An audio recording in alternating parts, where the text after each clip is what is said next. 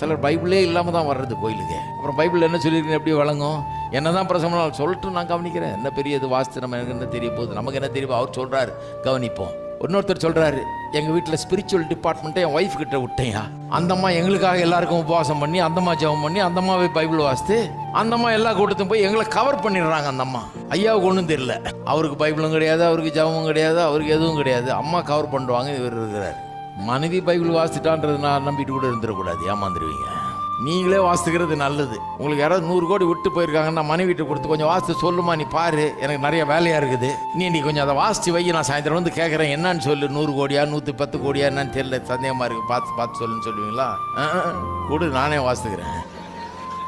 நீ வாசித்ததெல்லாம் நம்ம, நீ வேணா வாசித்து சொல்லு, நானும் அதை பார்த்துக்கிறேன், நானே எங்கன்னாலே பார்த்துக்கிறேன், நானே என் அறிவை பயன்படுத்தி நான் பார்த்துக்கிறேன். நீங்கள் ஏன்னா அந்த 100 கோடி அவ்வளோ பெருசாக இருக்குது, அதை காட்டிலும் பெருசாக வச்சுட்டு போயிருக்காரு.